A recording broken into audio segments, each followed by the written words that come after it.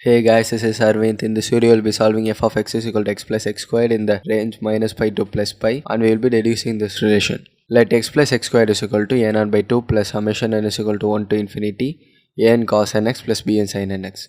Let's substitute the value of n in this equation, and we will be getting a naught by 2 plus a1 cos x plus a2 cos 2x plus and so on plus b1 sin x plus b2 sin 2x plus and so on. Let's mark this equation as 1. Let's find the constants a0, an and bn. a0 is equal to 1 by pi integral minus pi to plus pi f of x dx.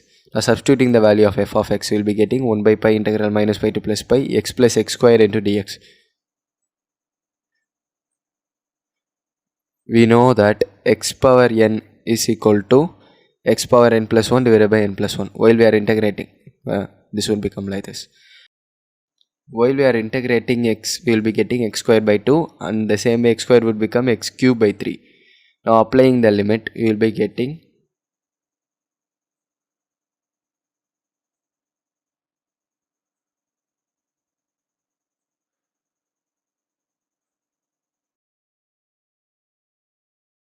now pi square by 2 and minus pi square by 2 would get cancelled, and we will left with 2 pi cube by 3. Now cancelling out pi and pi cube, we will be getting a0 is equal to 2 pi square divided by 3. Now let's find an. an is equal to 1 by pi integral minus pi to plus pi f of x cos nx dx. Now substituting the value of f of x, we will be getting x plus x square into cos nx dx. Now using the distributive property, we will be multiplying cos nx inside the function, and we will be getting 1 by pi integral minus pi to plus pi x cos nx dx plus 1 by pi integral minus pi to plus pi x square cos nx dx. Since x is an odd function and cos nx is an even function, this would result in an odd function. We know that integral in the same limit minus L to plus L, and if the function is odd, then we will be left with 0. Now while we are checking this thing, it's a even function and cos nx is also even, so both the terms would result in even function. So it will become 2 by pi integral 0 to pi x squared cos nx dx. Since we have two functions, we are using integration by parts. Let's put u is equal to x squared and dv is equal to cos nx dx. Differentiating, will be getting du is equal to 2x dx, and v is equal to integrating dv, we will be getting sin nx divided by n. Now substituting these values in udv formula, udv is equal to uv minus integral v du. Sorry about this. Now substituting the values of uv, the value of u is x squared sin nx divided by n in the limit 0 to pi minus integral 0 to pi v du. Taking the constants 2 by n outside of the integral, and it will become integral 0 to pi sin nx x dx. Now again we are left with two functions, so we are again integrating by parts. Let's put u is equal to x and dv is equal to sin nx dx. Now differentiating x, we will be getting dx, and integrating dv, we will be getting minus cos nx divided by n. Now substituting the values in udv formula, 2 by pi x squared sin nx divided by n 0 to pi minus 2 by n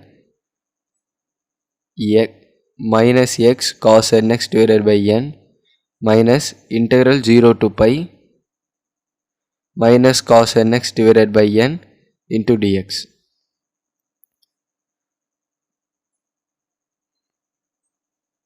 Since sin n pi and sin 0 would become 0, this term would become 0, this term would get cancelled. This 2 by pi is common for the entire integral, and now we are left with this equation. And while we are integrating minus cos nx divided by n, it will become sin nx divided by n square. Since we know sin n pi is equal to 0 and sin 0 is equal to 0, this would get cancelled. Now while multiplying this and applying the limits, we will be getting 4 by pi n pi cos n pi divided by n minus 0. 4 pi by n pi cos n pi. Now pi would get cancelled, and since we know cos n pi is equal to minus 1 power n, we will be getting 4 by n square 4 by n square minus 1 power n. This is the value of an. Now we shall find bn. Bn is equal to 1 by pi integral minus pi to plus pi f of x sin nx dx. Now substituting the value of f of x, we will be getting integral minus pi to plus pi x plus x square sin nx dx.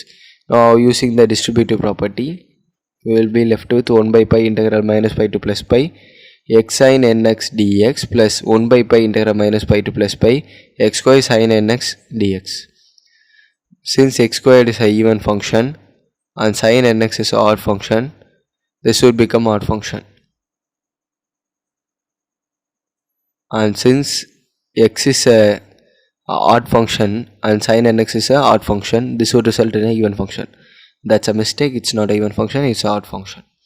So it would turn 2 by pi integral 0 to pi x sin nx dx. Since we are left with two functions, we will be performing integration by parts.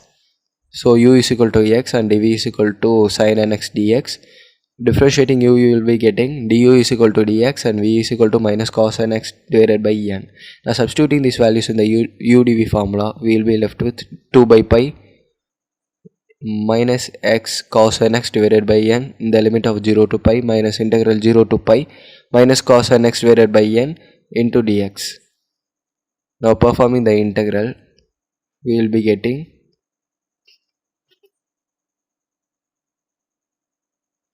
now applying the limits and performing the integral, we will be left with this.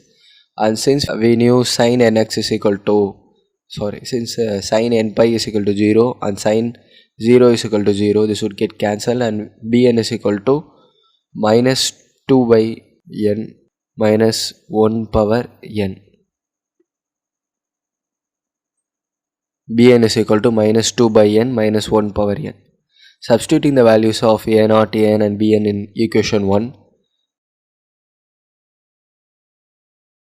we will get x plus x squared is equal to pi squared divided by 3 plus 4 into minus cos x plus 1 by 2 square cos 2x minus 1 by 3 squared cos 3x plus and so on. The same way minus 2 into minus sin x plus 1 by 2 sin 2x minus 1 by 3 sin 3x plus and so on. Mark this as equation 3. Put value of x is equal to pi in equation 2. Now we will be getting pi plus pi square is equal to pi square divided by 3 plus 4 into 1 plus 1 by 2 square plus 1 by 3 square plus 1 by 4 square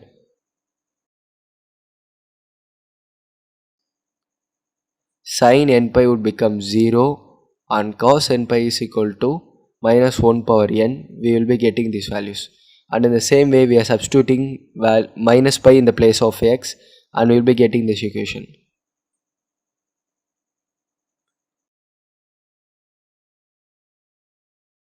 You could notice it remains unaltered from equation 3 and equation 4, the right hand side. This is due to the reason of cos of x minus x is equal to cos of x. So there won't be any changes in the cos x.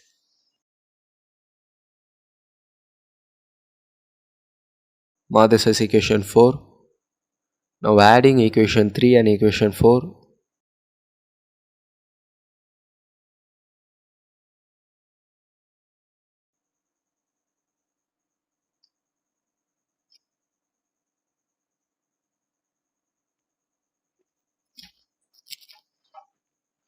Pi and minus pi would get cancelled and you will be left with 2 pi squared is equal to 2 pi square divided by 3 plus 8 into this series 1 plus 1 by 2 square plus and so on. 2 pi square by 3 would go to left side, and it would become 2 pi square minus 2 pi square divided by 3, and taking LCM we will be getting this. And on simplification we will be getting 4 pi square divided by 3 is equal to 8 times that series, and 4 and 8 would get cancelled, and we are left with pi square divided by 6 is equal to 1 plus 1 by 2 squared. And yep, we got the equation and we deduced that relation. See you in the next video, guys.